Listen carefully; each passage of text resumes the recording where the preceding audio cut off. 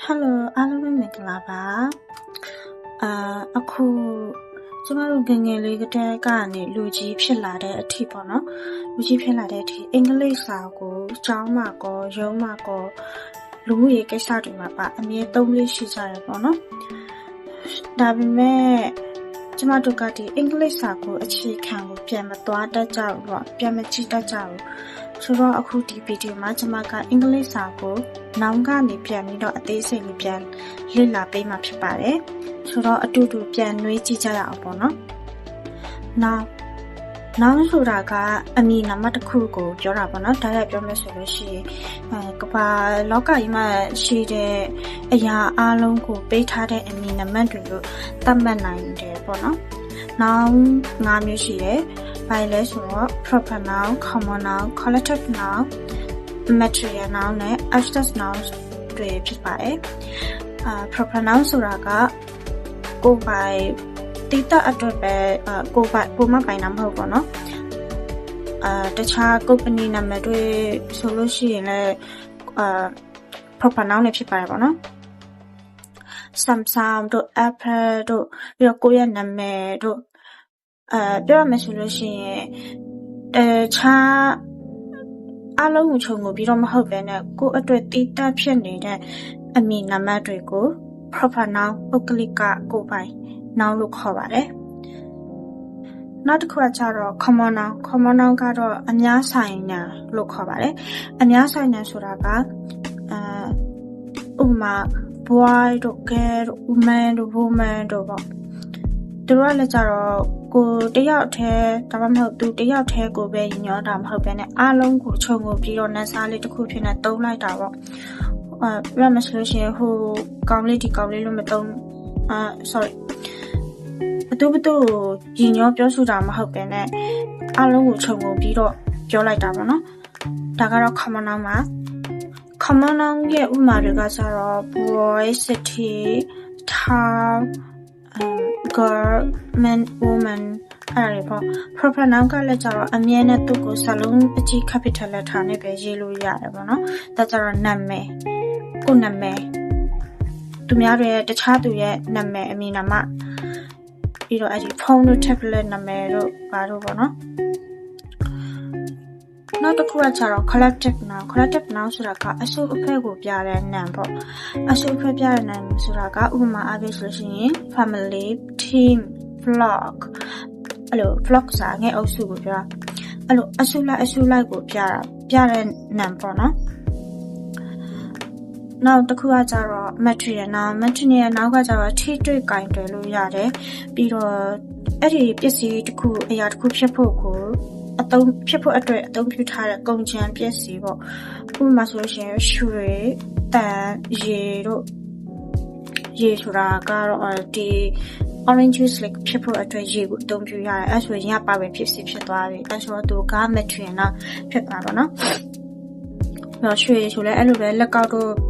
ပတိတို့ဘာလို့လှုပ်ချင်လို့ရှိရင်ရွှေကိုအသုံးပြုရတယ်ရွှေနဲ့ပြုတ်လုပ်ထားတော့ဆိုပြီးဖြစ်သွားအဲ့ဒါတော့လည်း material နောက်စီးဝင်နေပေါ့နော်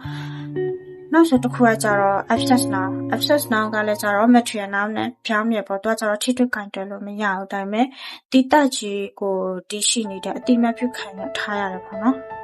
ပြောမှဆိုတော့စိတ်ကူထဲမှာရှိနေပေါ့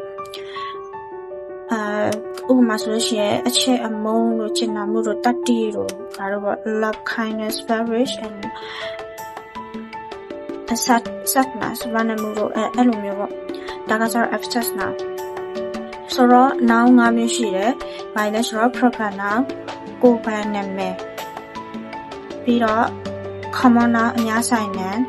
ပြီးတော့ collective noun ကအစုအဖွဲ့ကိုပြတဲ့နာမ်ပြီးတော့ material noun ကကျတော့ထိတွေ့ကင်တွယ်လို့ရတယ်ပြီးတော့ကုန်ကျပစ္စည်းအနေနဲ့အသုံးပြုတဲ့ noun တွေနောက်ဆုံးတစ်ခုကကျတော့ and the last one is abstract noun ဒါကကျတော့စိတ်ထဲမှာပဲရှိနေတဲ့အရာထိတွေ့ကင်တွယ်လို့မရဘူးဒါပေမဲ့တိကျကိုရှိနေတဲ့အရာပေါ့နော်၅မျိုးရှိပါတယ်ဆိုတော့ noun ရဲ့အခြေခံ၅မျိုးလုံးကိုသိသွားပြီဆိုလို့ရှိရင် sentence တစ်ချောင်းမှာဘယ်လိုသွားသုံးရမလဲဆိုတော့သိဖို့လိုလာတယ်ပေါ့နော် ဒါကတော့ noun ဆိုပြီးတော့သိနေရုံနဲ့တော့မရဘူးဒါကိုအမျိုးအစားနှမျိုးခွဲလို့ရတယ်ဘာလဲဆိုတော့ countable and uncountable noun countable ကရေတွက်လို့ရတော့ uncountable ကတော့ရေတွက်လို့မရဘူးပေါ့ရေတွက်လို့ရတဲ့ noun နဲ့ရေတွက်လို့မရတဲ့ noun ဆိုပြီးတော့ခွဲခြားလို့ရပါတယ်ဒီမှာဆိုလို့ရှိရင် proper noun common noun collective noun matrix noun abstract noun တွေမှာဆိုလို့ရှိရင်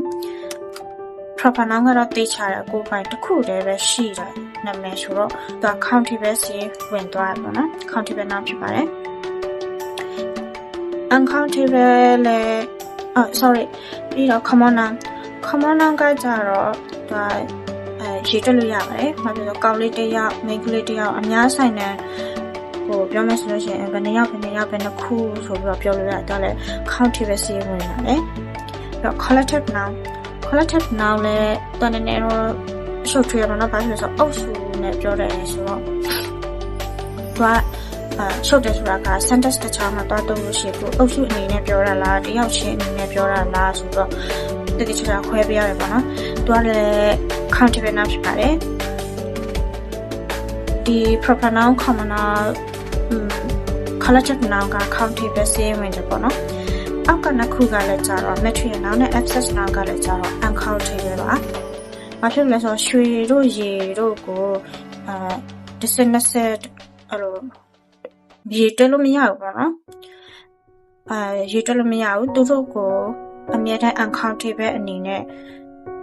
မှတ်ယူနိုင်ပါတယ်အဲ့တော့သူတို့ကိုဘယ်တော့မှ